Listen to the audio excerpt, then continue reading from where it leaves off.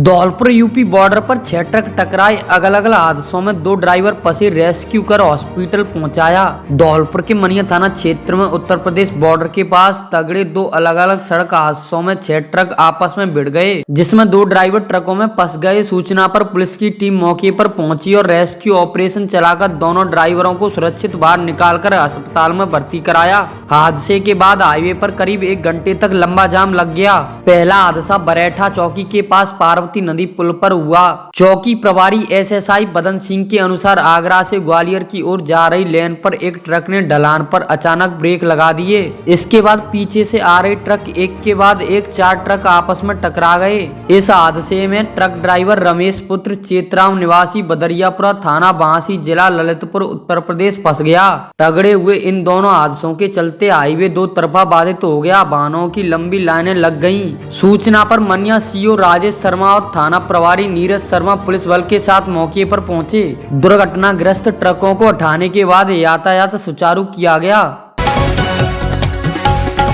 तृतीय श्रेणी अध्यापक भर्ती परीक्षा हेतु विज्ञान एवं गणित की नवीन पुस्तक जारी, छात्रों में उत्साह। तृतीय श्रेणी अध्यापक भर्ती परीक्षा की तैयारी कर रहे अभ्यर्थियों के लिए विज्ञान एवं गणित की शिक्षण विधियां आधारित एक नई पुस्तक स्माइल स्टडी प्रकाशन द्वारा प्रकाशित की गई है। पुस्तक के जारी होते ही विद्यार्थियों की पहली पसंद बनती जा रही है। प्रकाशन के अनुसार पिछली भर्ती परीक्षाओं में स्माइल स्टडी की पुस्तकों से परीक्षा हॉल में 90% प्रश्न हुबहू देखने को मिले हैं। इसी भरोसे के साथ अभ्यर्थियों में इस नई पुस्तक को लेकर विशेष उत्साह दिखाई दे रहा है। इस महत्वपूर्ण पुस्तक को निम्न शिक्षकों एवं विशेषज्ञों द्वारा तैयार किया गया है: राम अवतार बदाला और राजकुमार जिंदल, वीरेंद्र कुमार लोधी, दिनेश बदाला।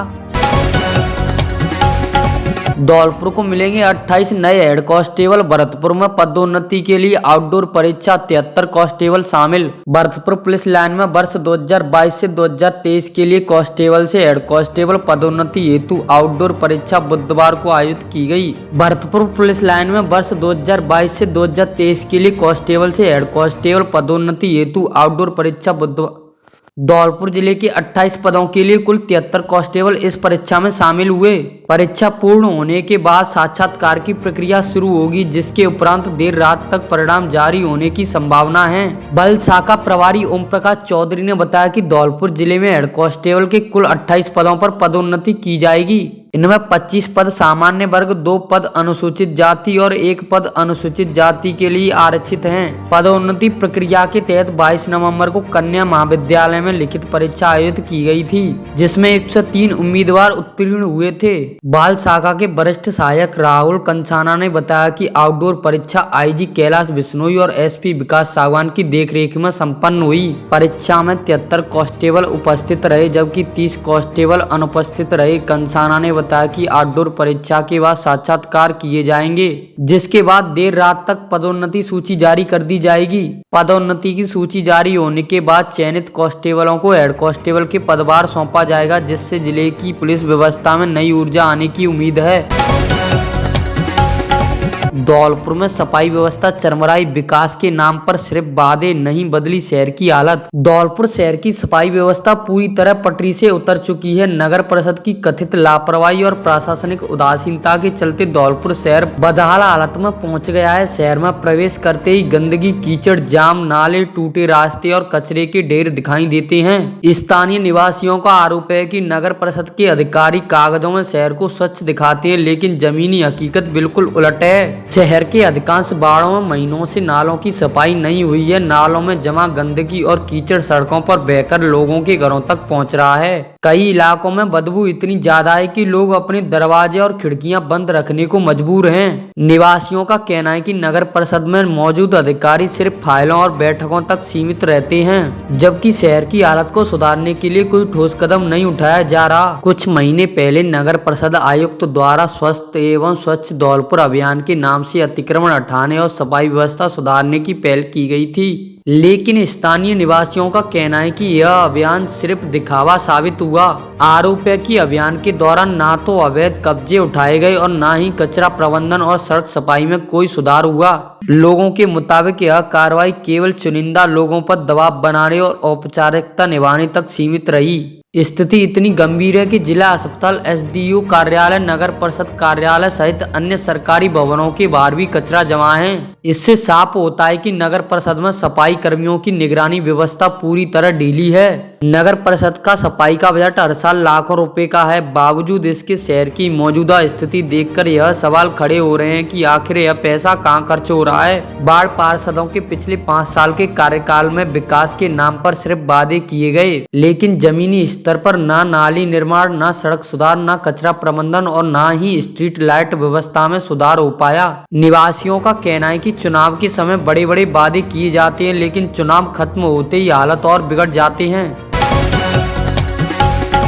नादनपुर फायरिंग मामले में शिव गैंग के 2 बदमाश गिरफ्तार, अवैध कट्टा और जिंदा कारतूस बरामद, अन्य आरोपियों की तलाश जारी। धौलपुर पुलिस ने नादनपुर इलाके में हुई फायरिंग की घटना में शामिल शिव गैंग के 2 सक्रिय बदमाशों को गिरफ्तार किया है। आरोपियों की पहचान रोहित तोमर और गिरिराज परमार के रूप में हुई है। पुलिस ने उनके कब्जे से 1 अवैध देसी कट्टा, 315 बोर और 1 जिंदा कारतूस बरामद किया है। यह कार्रवाई पुलिस अधीक्षक विकास सावन के सुपरविजन में नादनपुरा थाना अधिकारी कृष्ण कुमार मीना के नेतृत्व में की गई।